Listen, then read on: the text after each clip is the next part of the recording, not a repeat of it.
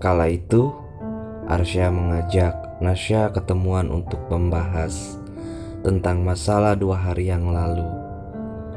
Bertemulah mereka di suatu tempat yang dijadikan bahwa tempat ini salah satu tempat favorit mereka, hingga terciptanya banyak kenangan di tempat ini. Dimulainya percakapan dari Nasya membuat Arsya berpikir jangan terlalu tergesa-gesa untuk takut ke suatu permasalahan, karena pasti bisa diselesaikan dengan cara yang terbaik. Arsya mulai menegaskan bahwa jika memang benar dijodohkan oleh orang lain, artinya komitmennya telah melemah, tak meyakinkan kedua orang tuanya lagi untuk melangkah ke jenjang pernikahan. Orang tuanya tak lagi melihat keseriusannya. Arsya mulai menguatkan Nasya untuk selalu yakin dan tetap pada komitmen yang telah dibuatnya.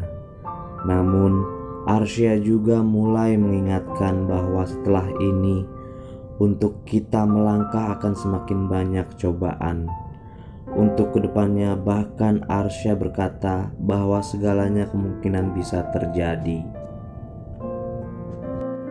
Nasya tersenyum, petanda bahwa hatinya telah tenang dan merasakan kebahagiaan yang amat sangat, karena sang kekasih telah menguatkan keyakinannya kembali.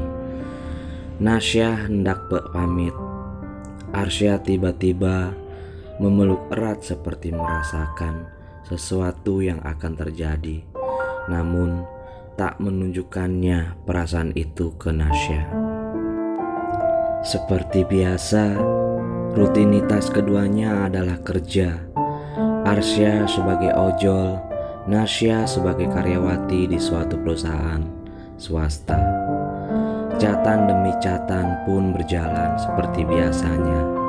Sesekali teleponan, sesekali video call. Namun Arsya sangat jarang untuk menemui Nasya di rumahnya. Bahkan bisa 2 atau 3 minggu, karena Sabtu dan Minggu orderan sedang rame-ramainya. Jadi sangat disayangkan jika libur.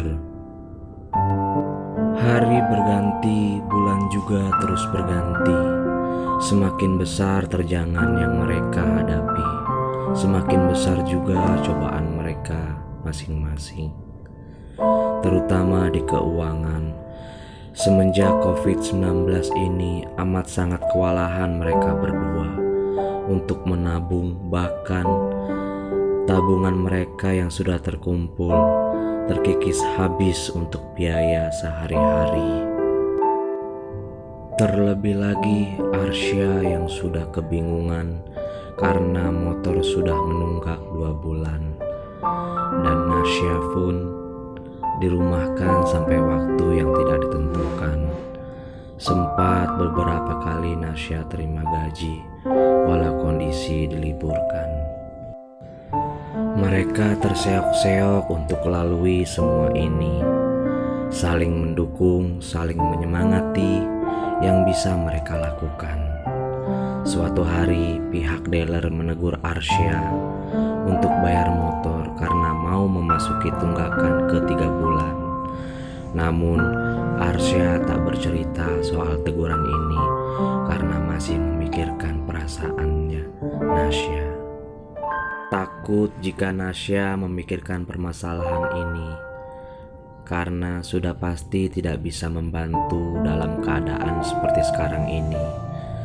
Gaji yang Nasya terima pun tak seberapa, dan sempat kembali normal.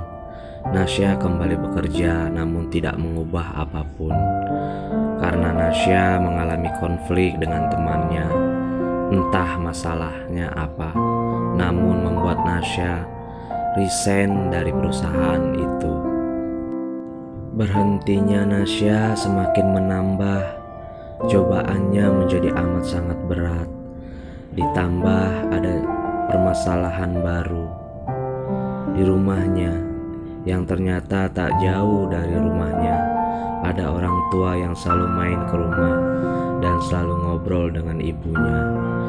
Nasya beranikan diri cerita ke Arsya bahwa ada sesuatu yang terjadi. Arsya mulai menyuruhnya untuk menanyakannya langsung ke ibunya.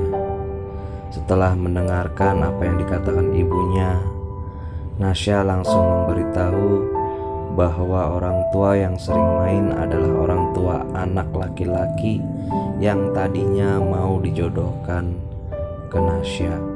Bahkan sudah sedari dulu dia selalu memperhatikan Nasya. Sangat mengenal baik ya, walaupun melihat dari kejauhan saja. Kala itu dia main tidak ada maksud apa-apa, hanya kebetulan saja ingin main.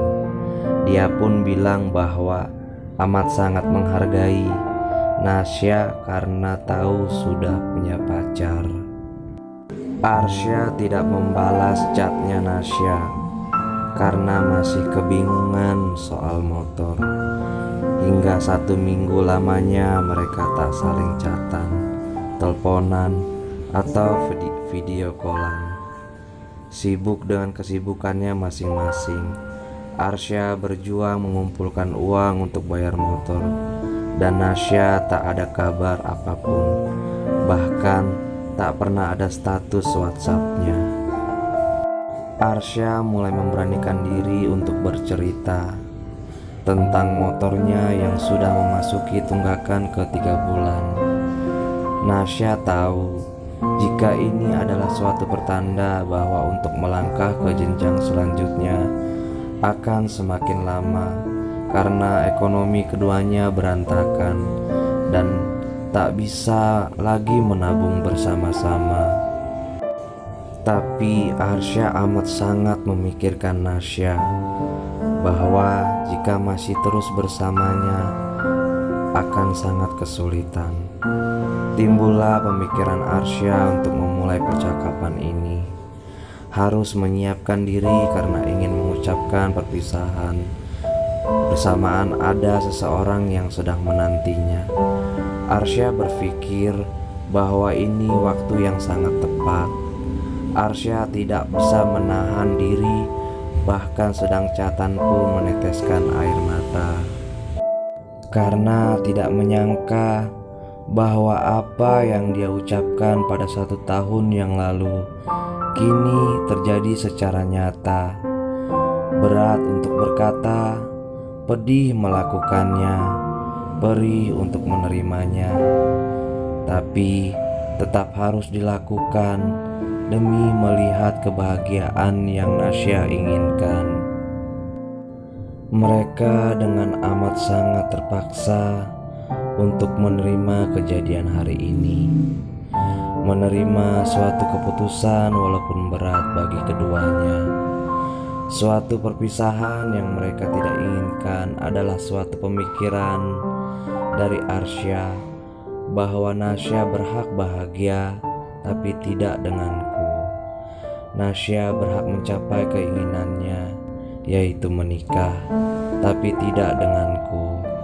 Dan Nasya berhak melanjutkan kehidupan demi kebahagiaannya, tapi tidak denganku.